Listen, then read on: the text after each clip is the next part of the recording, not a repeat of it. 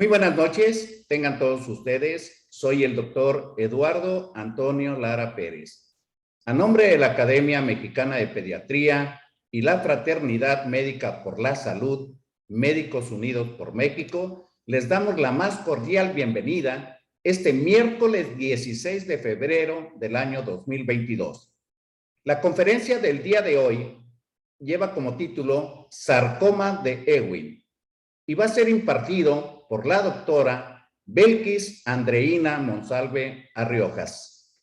La doctora Monsalve es médico cirujano por la Universidad Central de Venezuela, hizo posgrado en pediatría y puericultura en la Universidad Central de Venezuela, es oncóloga pediatra formada en el Hospital de Niños José María de los Ríos en Caracas, Venezuela, es máster en oncología por el Instituto Nacional de Cáncer en Sao Paulo, Brasil, y es gerente médico de hemato-oncología de Astellas Pharma.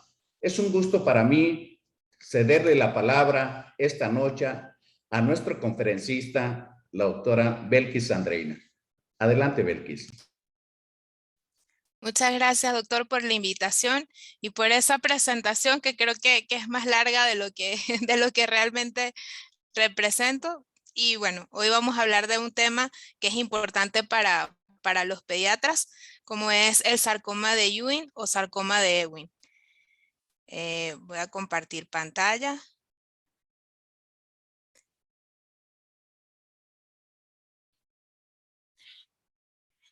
El sarcoma de Ewing, como ya lo conocen, pues cuando estamos en pediatría nos los refieren como sarcoma de Ewing.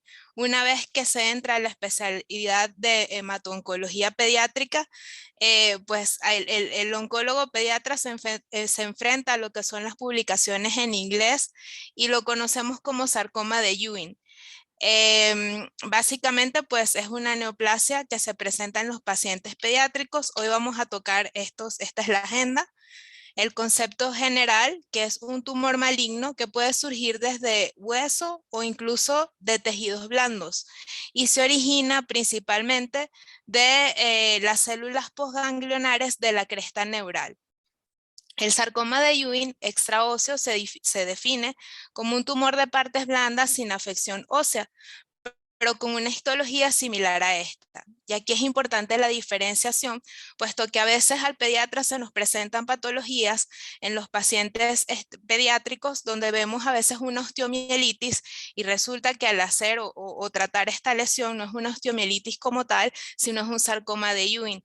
De ahí la importancia de hacer un diagnóstico diferencial y obviamente pues el diagnóstico nos los va a dar una biopsia. Tenemos también el sarcoma de Ewing extraóseo, que las características histológicas van a ser similares al sarcoma óseo, pero en este caso pues va a estar presentado en lo que es partes blandas y se puede presentar como una masa en diferentes partes del organismo, lo vamos a ver más adelante, y pues también aquí hay que hacer el diagnóstico mediante una biopsia. La histología se caracteriza por ser células redondas, azules, de tamaño pequeño, que derivan de la cresta neural, por eso se dice también que es un tumor de origen neuroectodérmico. El síndrome de Ewing, en el caso del que es extraóseo, forma parte de la familia de los tumores neuroectodérmicos primitivos, que es un grupo igual, como les dije histológicamente, son células redondas, azules y de pequeño tamaño, no hereditario que afectan en la parte puede ser ósea o extraósea. Y la característica principal a nivel genética es una translocación de los genes 11, en los cromosomas 11 y 22 y en el brazo largo de los cromosomas 24 y 12. Aquí pueden haber dos cosas o dos alteraciones en estos genes. Uno puede ser la fusión de estos genes o puede ser incluso un acortamiento de ellos. En cuanto a la incidencia, tenemos que se habla de que es un caso en 1 millón de personas para Estados Unidos. Se presenta en todos los grupos etarios, sin embargo, tiene un pico o hace una mayor incidencia en los pacientes escolares y adolescentes. Recordemos que en el caso de los adolescentes, los tumores óseos predominan más porque están en un crecimiento rápido y pues pueden estar presentes no solo el sarcoma de Ewing, sino también el osteosarcoma. Y en el caso de los escolares también hay un pico. La incidencia habla de 3 en líneas generales, entre 9 y 10 casos por millón de personas. Incluso puede abarcar hasta la edad de 20 años. Y ahí no salimos porque en nuestros países latinos hablamos de niños de 0 a 18 años. Quizás en Estados Unidos y en algunas instituciones de salud abarcan de 0 a 21 años, pero justamente en el rango de edad de los 15 a los 20, 21 años que hace presencia este tipo de neoplasia. En el caso de las razas, pues en Estados Unidos se ve que es 9 veces mayor en las personas blancas que en las de origen afroamericano. Y en el caso de Venezuela, de nuestros países, en Venezuela y en México, ocupa un porcentaje de 1 a 2% en pacientes de 0 a 18 años en el caso de México y de 0 a 15 años en Venezuela. En México recientemente tenemos un estudio del Hospital Universitario de Monterrey donde hablan de una incidencia del 1.7% en pacientes también de 0 a 15 años. Y aquí vemos el rango que, si bien es cierto, la edad pediátrica la tenemos hasta los 18 años, la mayoría de los estudios de tumor de Ewing se realizan en pacientes entre los 10 y 15 años porque es donde se ve ahí su mayor pico de incidencia.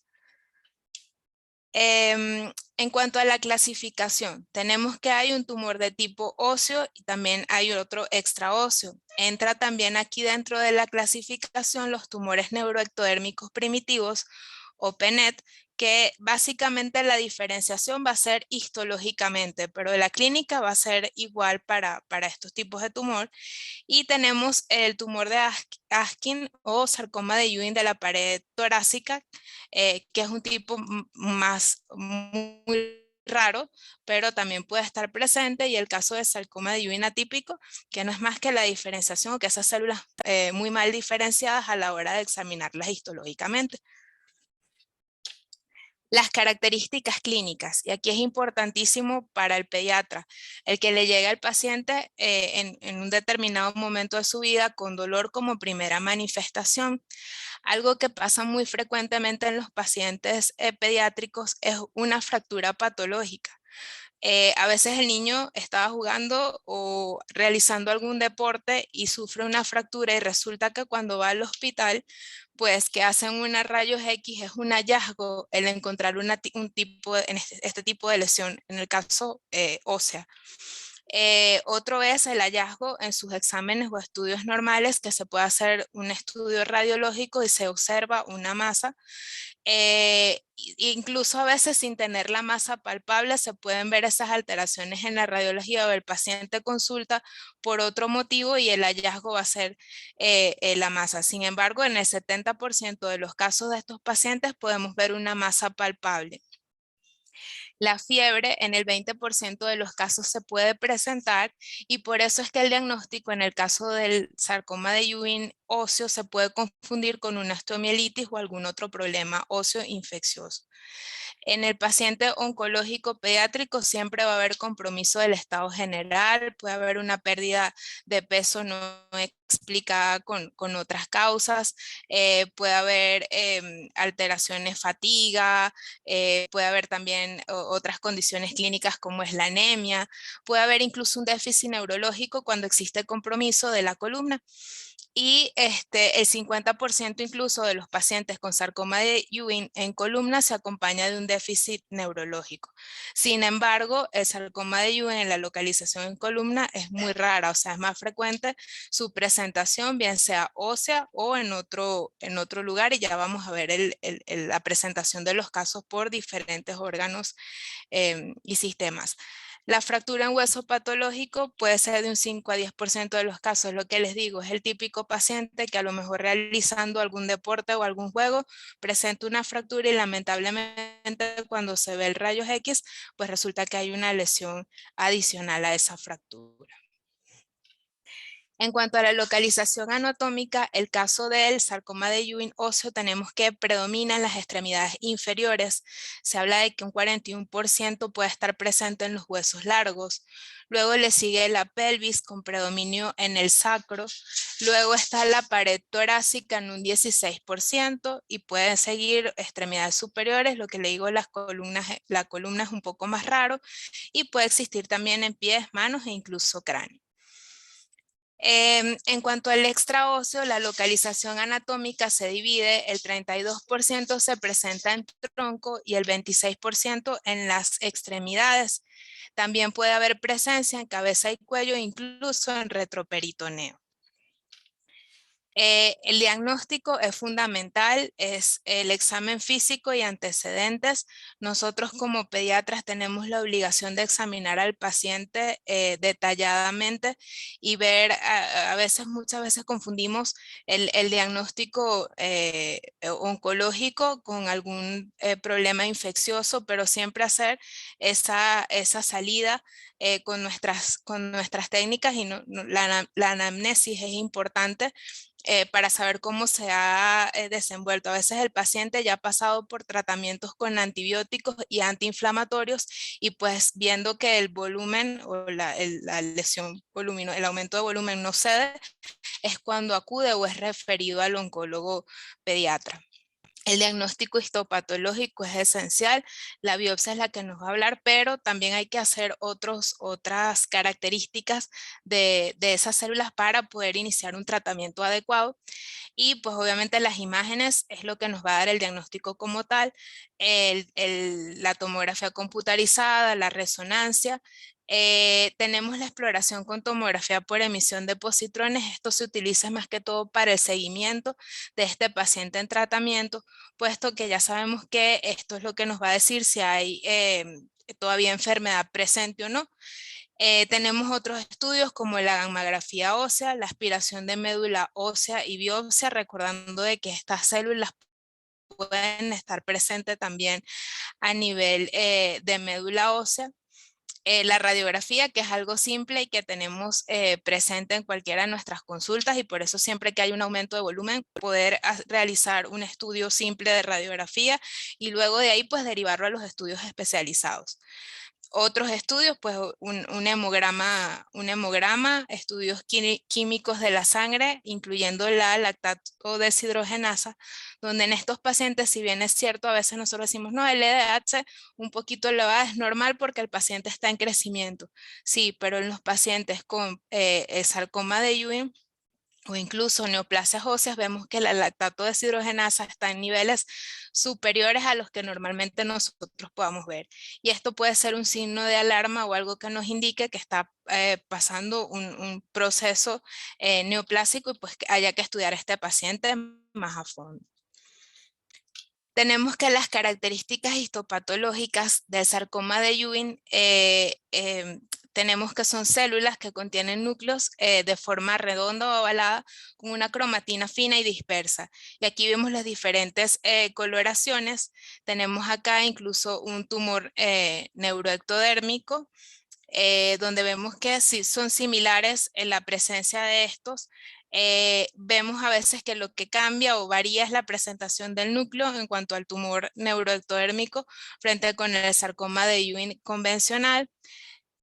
Cabe resaltar que los protocolos de tratamiento de estos pacientes, a pesar de que sean histológicamente diferentes, los protocolos son iguales por el origen que tiene y por cómo se comportan estas células. Tenemos aquí incluso que el sarcoma de Ewing atípico, pues vemos es una disposición más desordenada e incluso hay formaciones pseudoglandulares y material de manera basal, que incluso recuerdan otro tipo de carcinomas como son los mioepiteliales. Y esto es lo que va a hacer la diferencia con los otros subtipos característicos de sarcoma de Ewing. En cuanto a las proteínas o lo que podemos identificar a nivel microscópico, se dice que es producto del gen MYC2 y se expresa también la proteína CD99. Sin embargo, no son proteínas o no son características del sarcoma de Ewing.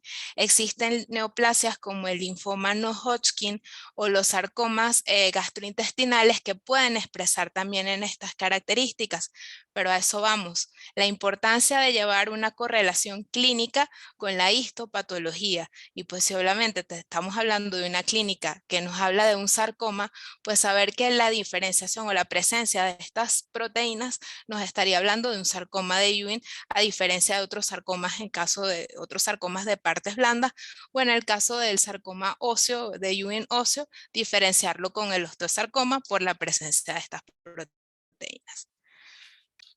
Ahora bien, tenemos fusiones y traslocaciones.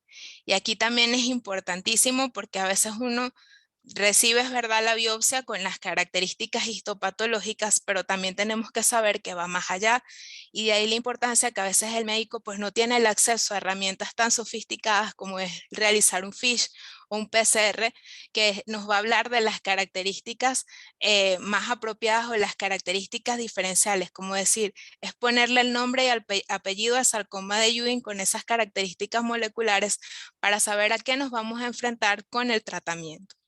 En este caso tenemos que el gen implicado puede ser el gen de sarcoma de Ewing, tiene el mismo nombre que la enfermedad, EWS, y las diferentes fusiones que pueden estar presentes. Como dije al inicio de la presentación, lo más común para estos pacientes son las traslocaciones en los genes 11 y 22 e incluso también las fusiones que pueden considerarse en el brazo largo de los cromosomas 24 y 12.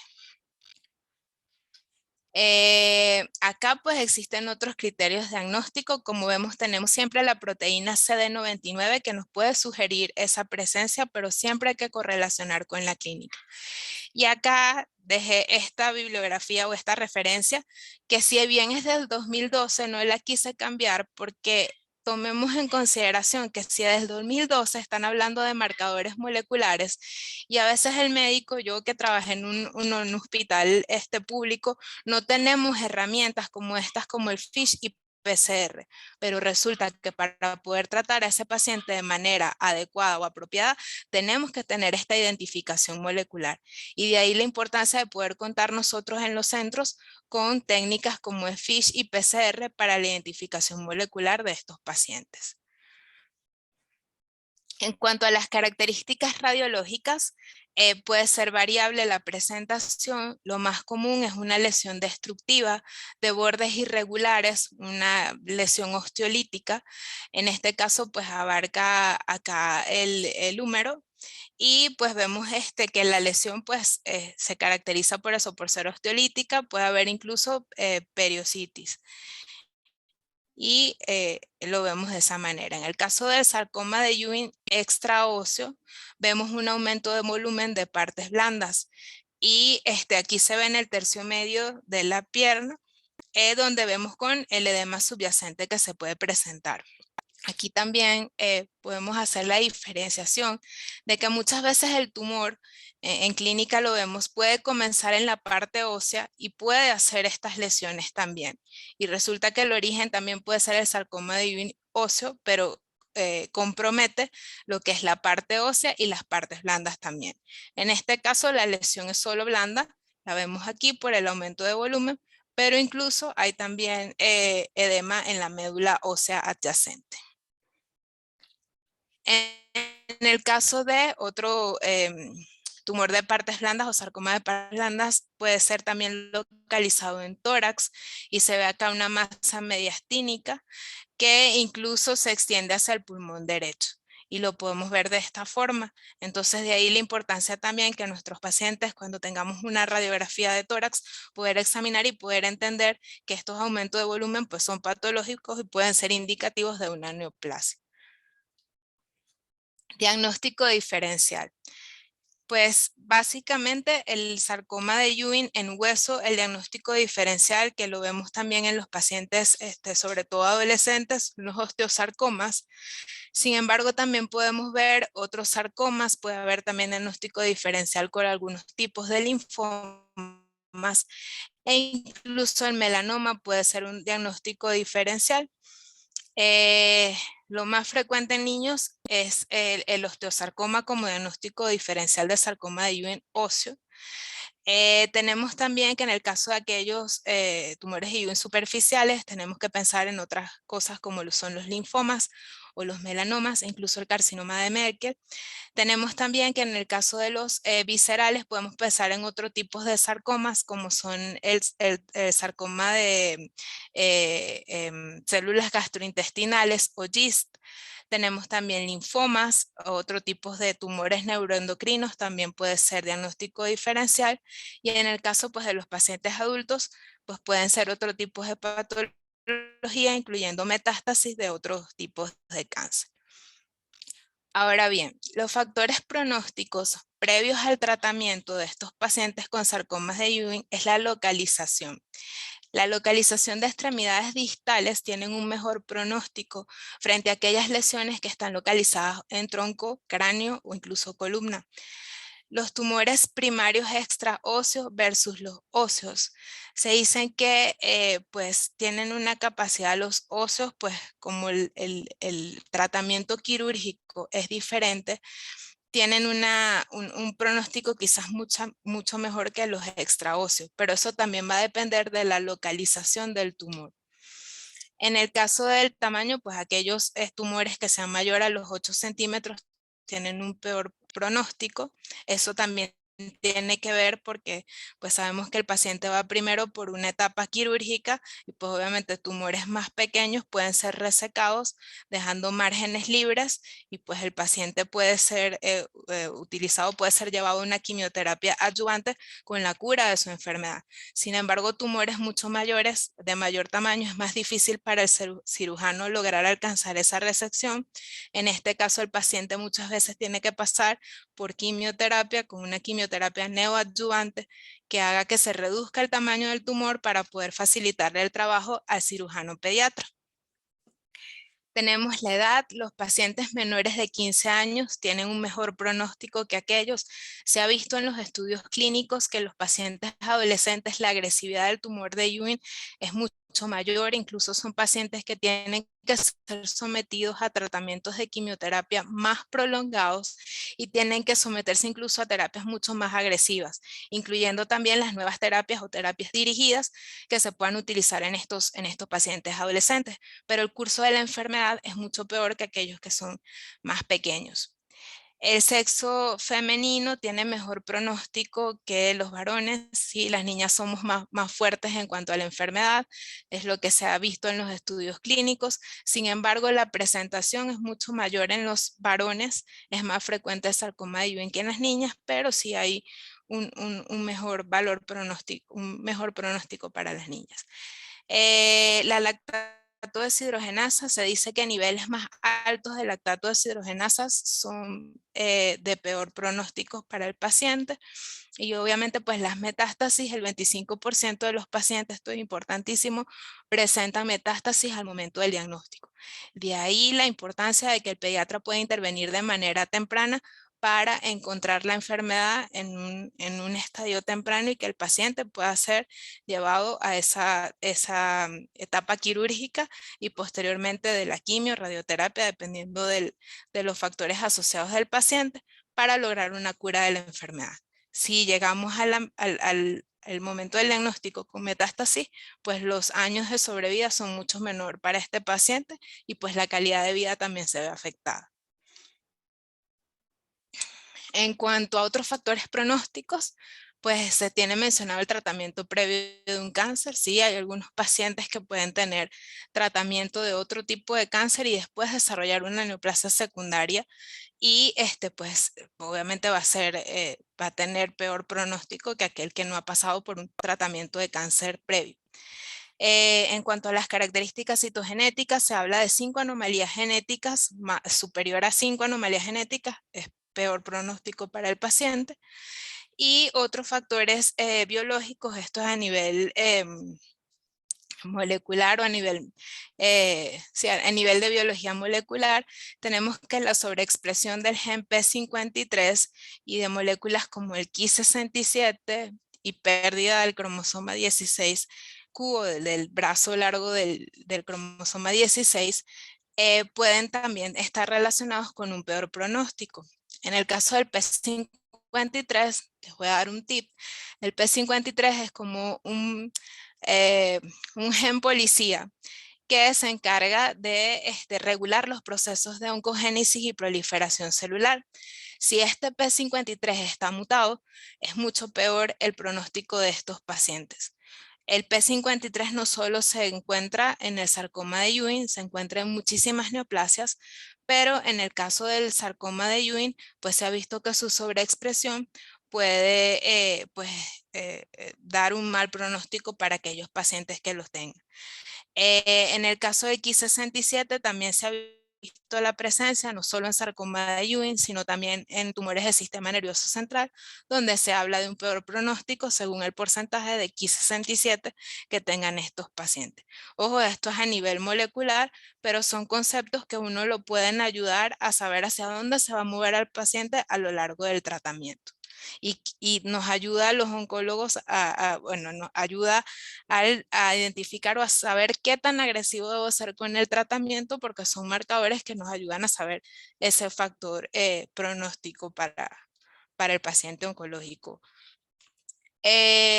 Tenemos también que los factores de reacción al tratamiento inicial, tenemos que los pacientes con tumores viables que son mínimos o con residuo tumoral son sometidos a quimioterapia prequirúrgica, es lo que les hablaba de la terapia neoadyuvante, y van a tener una respuesta mucho mayor que los pacientes que no sean viables, y esto de acuerdo al tamaño y a la afectación del órgano que esté implicado con el tipo de tumor. Tenemos que el sexo femenino, ya lo habíamos hablado, tienen una buena reacción histológica a la terapia, incluso preoperatoria.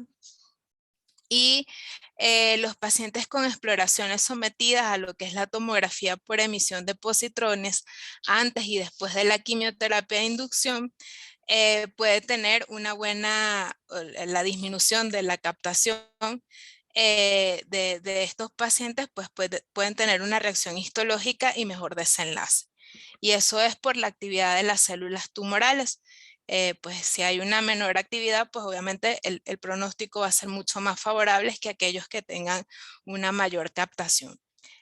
Los pacientes con respuesta precaria a la quimioterapia antes de la cirugía presentan un aumento de riesgo de recidiva local. Y aquí sí hay que tomar en consideración que el paciente con sarcoma de Ewing pasa por protocolos extensivamente, son muy largos. Son pacientes que pueden durar 1 año, 18 meses y hasta 2 años en tratamiento con diferentes líneas de quimioterapia. Porque pues obviamente la respuesta, si no es buena desde un comienzo del tratamiento, el paciente tiene que pasar a diferentes líneas terapéuticas y muchas veces el oncólogo se ve atado de manos por la agresividad que pueda presentar el tumor. Ojo, no es el 100% de los pacientes que pase esto, muchos logran cumplir su tratamiento y pueden hacerse curables, pero depende de que sea captado en una etapa inicial de la enfermedad y que podamos hacer también el diagnóstico molecular de estos pacientes. En cuanto a las generalidades del tratamiento, ese no es el objetivo de la charla, pero sí entender que el paciente pasa por líneas de quimioterapia, puede pasar también por una cirugía e incluso se puede añadir radioterapia dependiendo de la localización y del tipo de tumor, pueda pasar por este tratamiento. Es un paciente que debe ser abordado por el equipo multidisciplinario, puesto que no solamente es oncología, tiene que estar el cirujano pediatra, tiene que estar el psico-oncólogo, tiene que estar el que hace la radioterapia, y todos tenemos que trabajar en función del beneficio del paciente. Elegir el mejor tratamiento que le garantice no solo su cura, sino también una calidad de vida. Y cuando hablamos de otras terapias estándar, tenemos que hoy en día existen terapias ya más dirigidas, pero de ahí la importancia del diagnóstico de este paciente para poder apropiarlas o adaptarlas a las necesidades del paciente. Finalmente, pues les recuerdo que el día de ayer celebramos el Día de Lucha contra el Cáncer Infantil, 15 de febrero, y pues es una lucha de todos, donde intervienen todos los servicios de pediatría en pro de este paciente. Recordemos que el paciente oncológico pediátrico pues es un paciente que tiene un largo recorrido, pero no es imposible. Y sabemos que la mayoría de las neoplasias, si son diagnosticadas a tiempo, pueden ser tratadas y el paciente puede ser curado. Pero depende de la intervención de todos nosotros para hacer esto posible. Muchísimas gracias. Muchas gracias, doctora Belkis Monsalve. Si quiere dejar de compartir su pantalla. Ahí, ya voy, aquí. Listo. Ahora sí, aquí estamos ya. Pues definitivamente, a ver, el doctor Chuk está levantando la mano, quiere hacer un comentario. Adelante, doctor Chuk, desde Guadalajara. Hola, ¿qué tal? Qué Buenas honor noches. tenerlo en la plática. Qué honor tenerlo en la plática, doctor. Aquí estamos, mira, yo llegando ahorita al hospital, ya por eso ya me quité todo, camisa y todo, ya estoy más cómodo ahorita. Oye, Belki, bueno, felicidades por tu plática, se me hizo muy interesante, pero quisiera preguntarte, ya ves como en las quimioterapias, pues suele haber una destrucción terrible de células de todo tipo, no nada más de las células malignas. ¿Habría o tendrían alguna función la administración de células madre para reponer, por decir, todas esas células que se han perdido por la quimioterapia, o no tiene nada que ver, dijéramos, la administración de células madre? Las células madres, o sea, bueno, tienen algunas indicaciones específicas.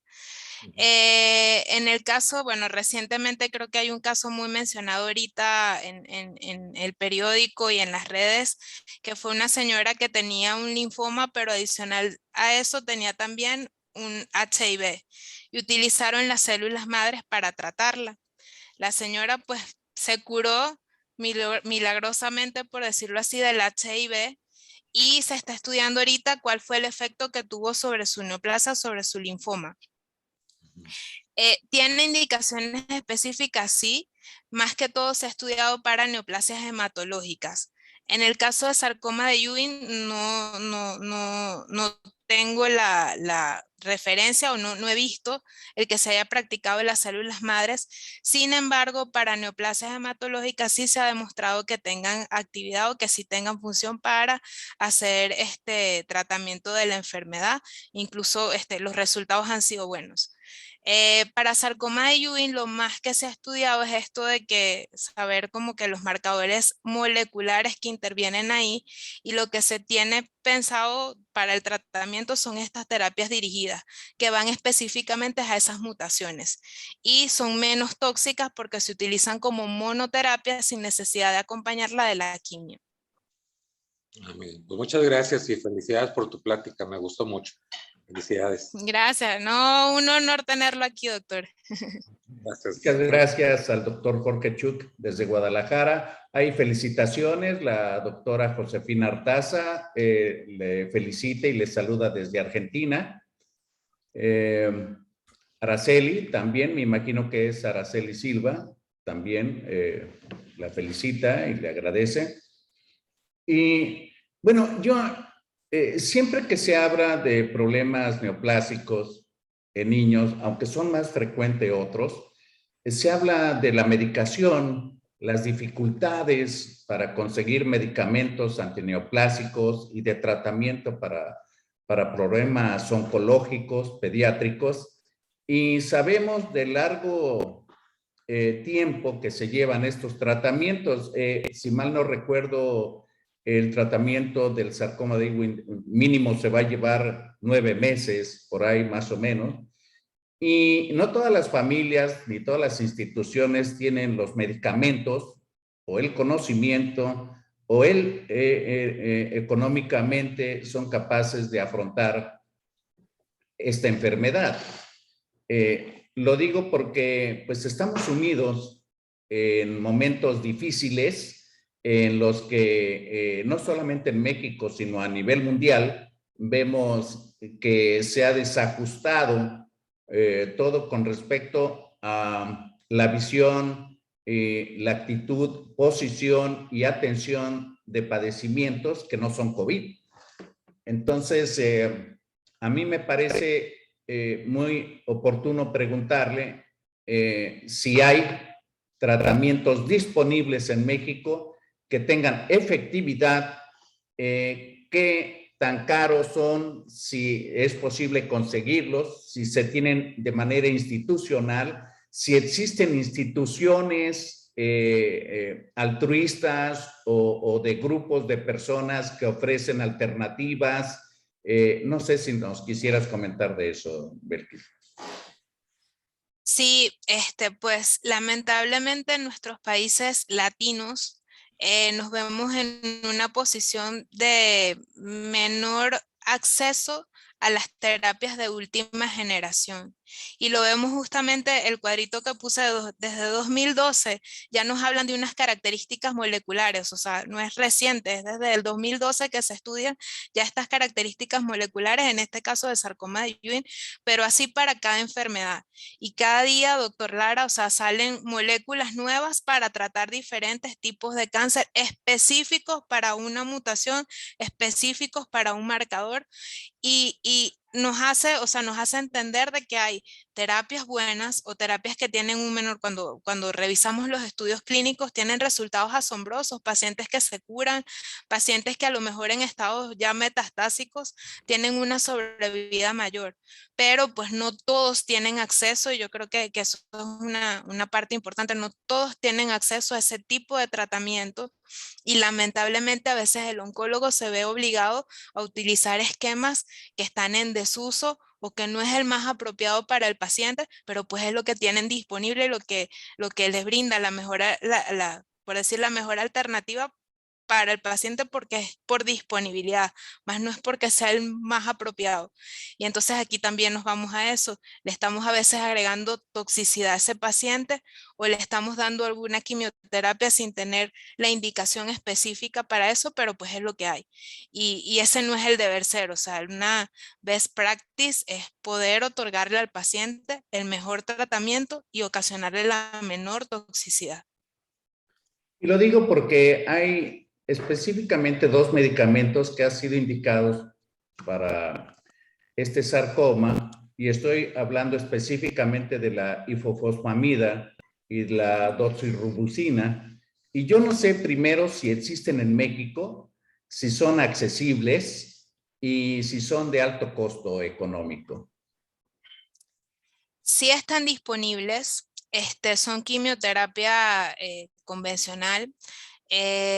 Vale la pena recalcar que no es una ampolla que el paciente usa, no, eso va de acuerdo al peso y a la superficie corporal de cada paciente. Entonces a veces son, por decir, 6 frasquitos de una quimioterapia que tiene que utilizar el paciente por ciclo. Y ciclo, estamos hablando de que mensualmente ese paciente tiene que ir a ese tratamiento con esas 6, 8 y a veces hasta 12 ampollas dependiendo del peso del paciente.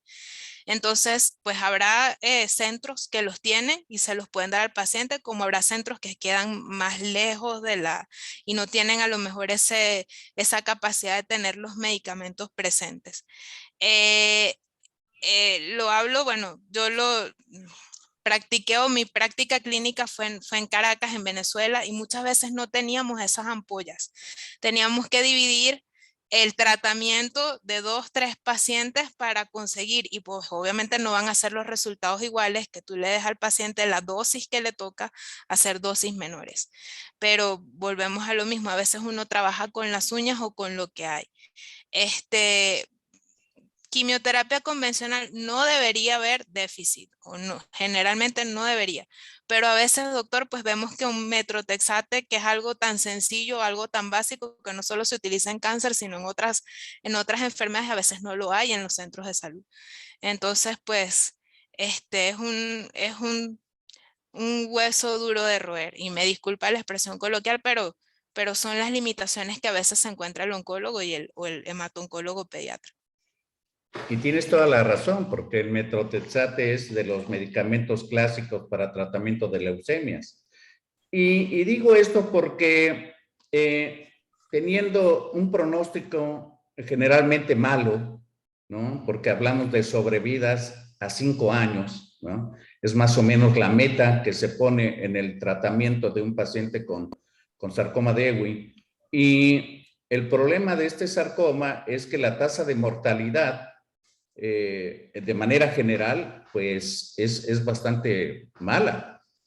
Son porcentajes malos a una sobrevida de 5 años. Sí, y eso es una de las cosas que la resalté en la presentación. Lamentablemente, el 25% de los pacientes, cuando llega el diagnóstico, tienen metástasis. Y eso acorta su sobrevida, porque ya incluso ya no hablamos de sobrevida a 5 años, sino sobrevida en 2 años. Y pues vemos que pues una mortalidad altísima. Entonces hablamos de las diferencias dependiendo también no solo del curso de la enfermedad, sino el momento del diagnóstico.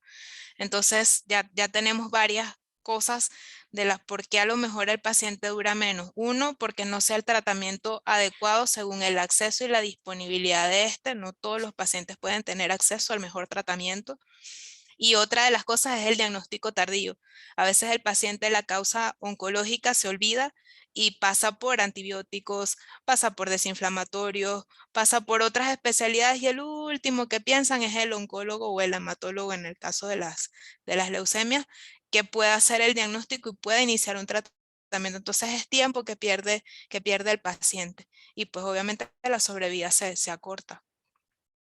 Y precisamente hablando del diagnóstico temprano, que tiene que ser un diagnóstico de primer contacto, o sea, extrahospitalario, de atención de consultorio, de un médico, que puede ser rural, en una ciudad, etcétera.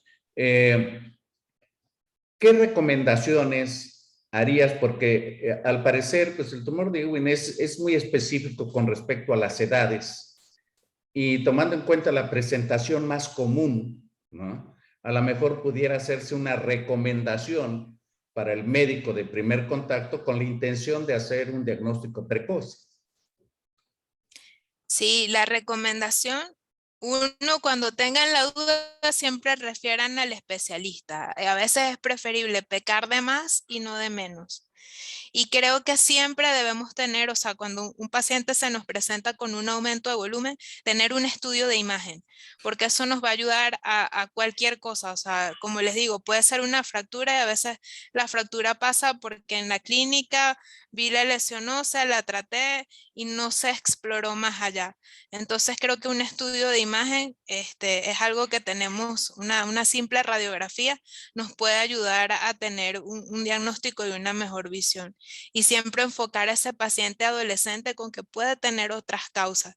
Fíjese que muchas veces pasa por una osteomielitis que estuvo 3 meses, hubo un caso de un paciente que nos refirieron y fue 3 meses que estuvo recibiendo antibióticos y a la final viendo de que no mejoraba la lesión fue que deciden pasarlo a oncología. Y pues cuando lo ven en oncología decimos, uy, esto hay que biopsiarlo. Entonces 3 meses que se perdió ese paciente de un tratamiento. Y de ahí yo creo que siempre ante la duda, pues referir. Claro, siendo México y los países latinoamericanos, países en los que se practica deporte y el deporte que generalmente se practica, claro que en Venezuela les gusta mucho el béisbol, pero el fútbol es un deporte muy popular en México y como la presentación generalmente es en miembros inferiores, en el caso del tumor de Ewing. Yo a lo mejor se me ocurre pensar, porque además duele, o sea, el tumor de Ewing duele, es pregunta. Sí, sí duele. Y de hecho, todos los pacientes, casi todos, el 90% manifiestan dolor. En el caso óseo es algo, y más que todo cuando afecta a las extremidades se habla de dolor. Cuando afecta, por ejemplo, el mediastino, la lesión mediastinal, el paciente a veces manifiesta otras cosas como tos, pero siempre te dicen, siento como presión, como dolor.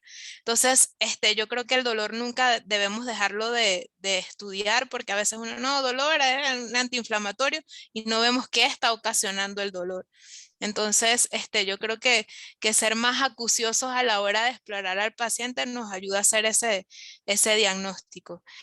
Y por acá estoy viendo una pregunta que hablan precisamente de eso, ¿cuáles son las causas del diagnóstico tardío? Y es eso, que la oncología o el pensar en un tumor, el pediatra a veces como que no lo ve de última opción, y no debe ser así porque está presente y cada día es más frecuente la cantidad de pacientes pediátricos que están sufriendo o que pasan a la rama de oncología.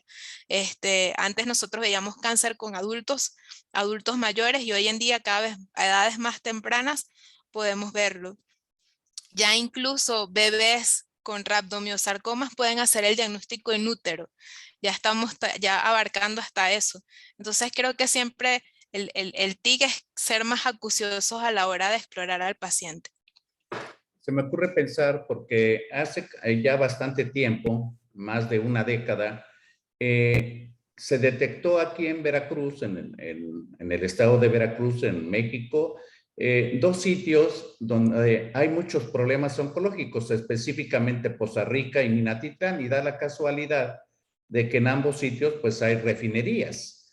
Entonces, posiblemente tengan mucha relación con la presentación de neoplasias en estos niños.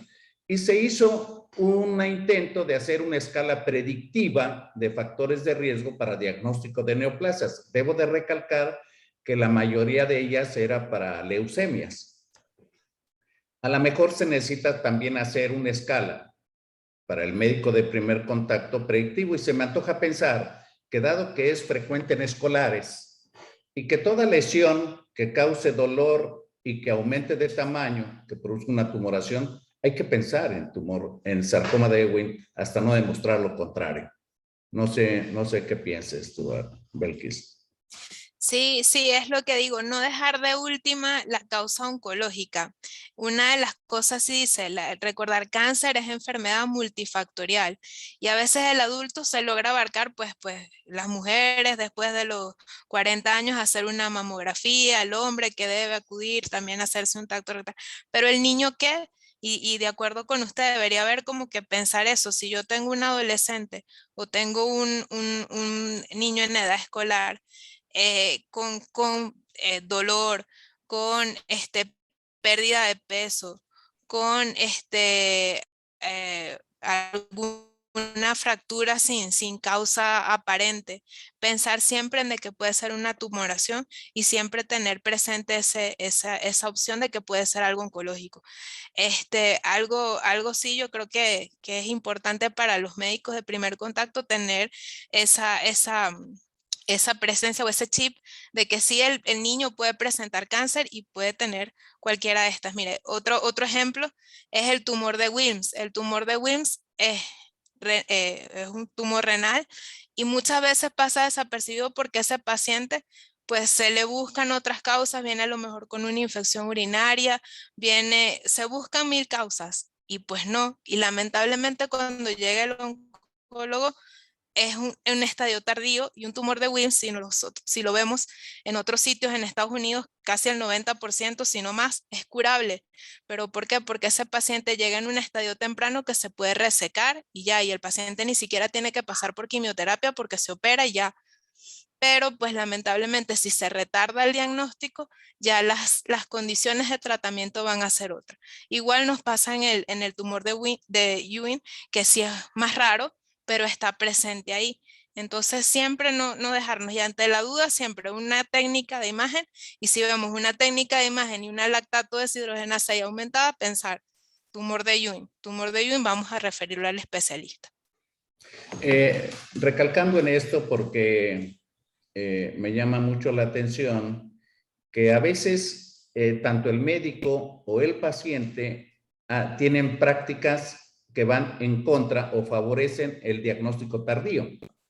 Esto me refiero a que hay pacientes que se aferran a un médico a pesar de no ver mejoría, tanto en la tumoración como en el dolor, y pasa el tiempo, y están aferrados a que le tienen fe o confianza a ese médico, y siempre es muy saludable oír otra opinión.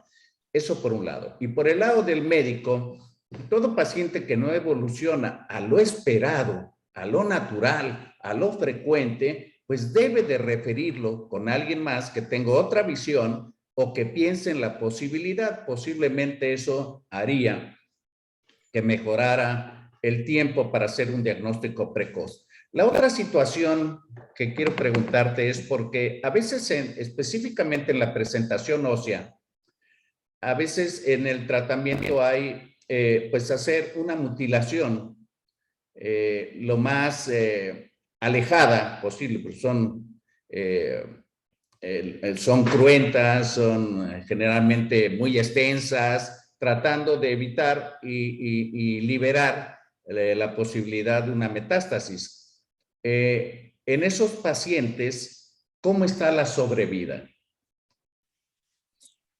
El paciente que se logra, o sea, diagnosticar en estadios tempranos, o sea, se puede hacer una resección tumores pequeños que estén bien localizados, se hace la resección quirúrgica y la sobrevida es mucho mejor. Si bien es cierto de que se busca respetar esa extremidad del paciente, a nadie le gusta vivir sin un brazo, sin una pierna, se ha visto que se pueden hacer resecciones quirúrgicas que incluso estén limitados solo a la zona sin necesidad de ir a la mutilación. Sin embargo, va a depender también de qué tantos factores de riesgo o qué predisposición tenga este paciente. De ahí las características histopatológicas también, sepan qué tan agresivo debe ser ese cirujano.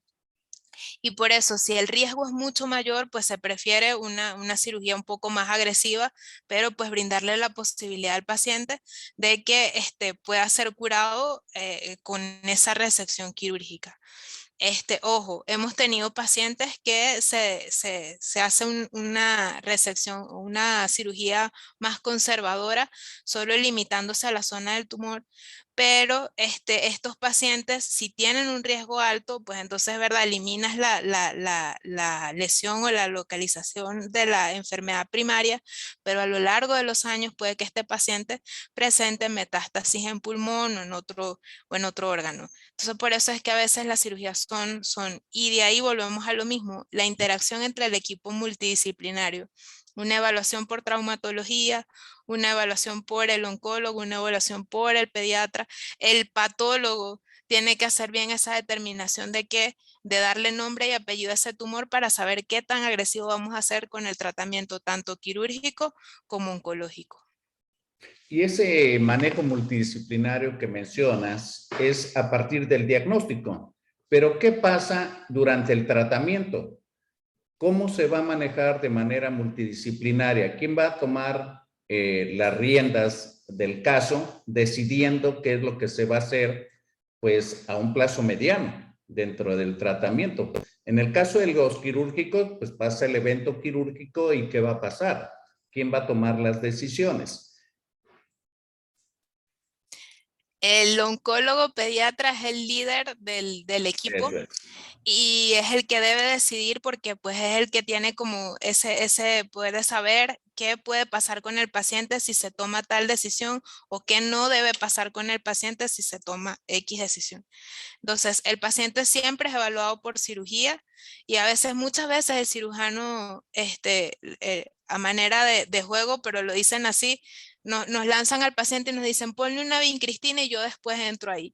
Entonces, ponle una vincristina quiere decir, ponle algún tratamiento que me permita yo poder entrar ahí, poder resecar y hacer mi función. Entonces, por eso siempre debe ser esa comunicación entre cirugía, entre oncología, psico-oncología, pediatría, ahí tienen que estar metidos todos, incluso genética, doctor, porque muchas veces de los síndromes van asociados a enfermedades neoplásicas y siempre tiene que estar metido ahí, él tiene un riesgo de esto, poderlo pasar a oncología y saber de que ese paciente ya viene con alguna alteración genética y poderlo estudiar bien. Qué bueno que mencionaste de lo de psico-oncología, porque generalmente los padecimientos catastróficos como estos no solamente causan un gran deterioro económico a la familia, sino un desgaste emocional también a la familia y al propio paciente.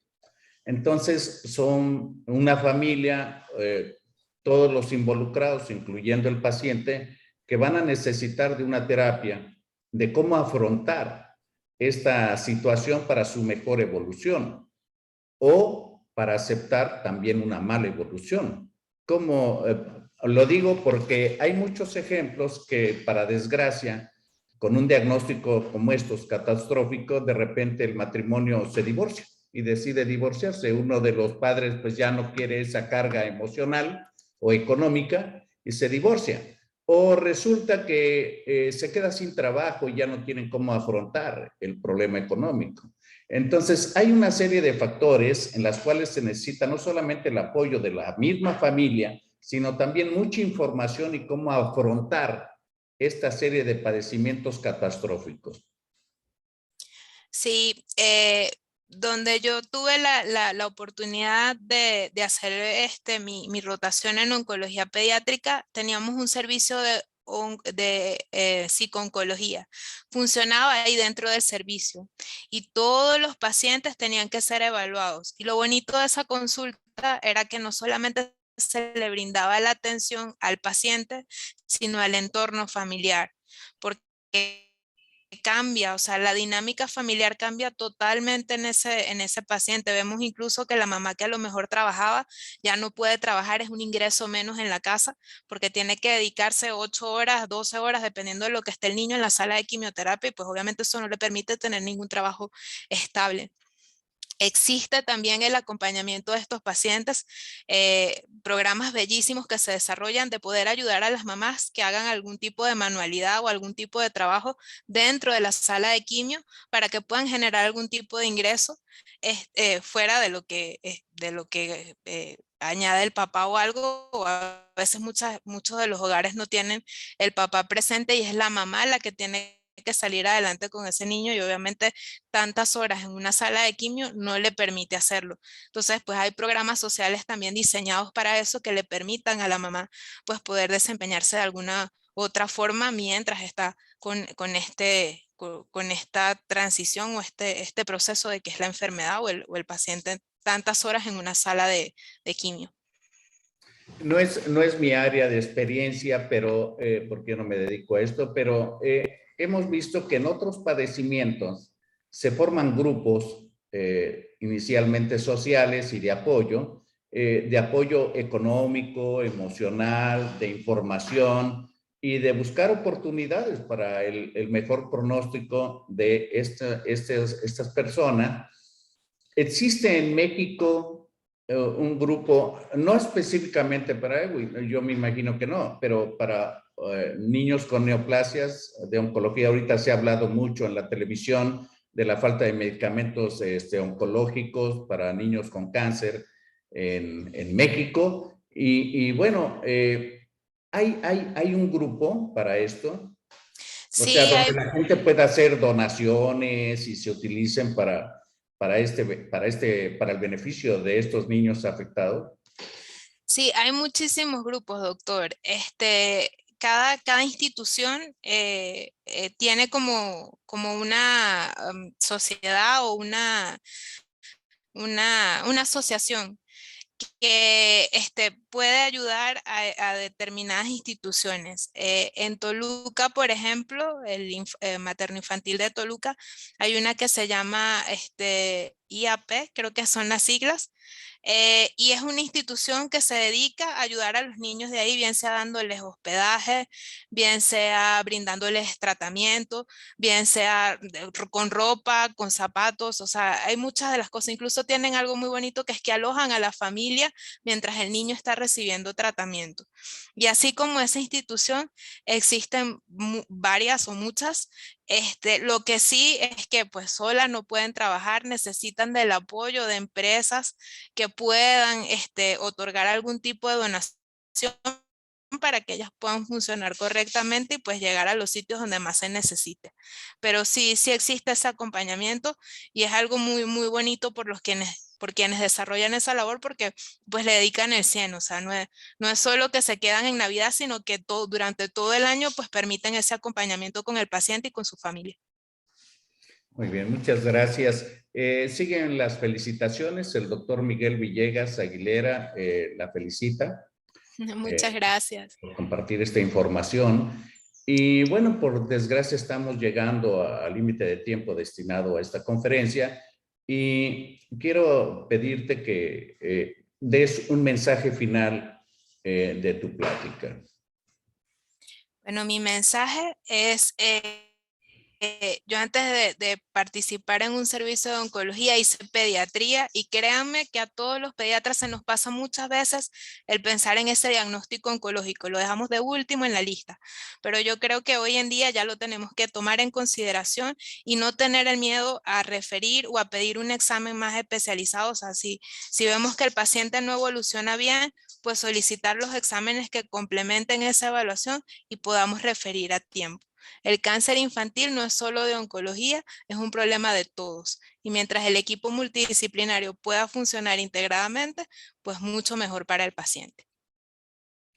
Y me quedo con esto, precisamente que el problema del cáncer infantil es un problema de todos, porque el que un niño tenga cáncer causa una serie de trastornos de todo tipo y nos afecta a todos, está afectando el futuro de ese país y la vida de ese niño.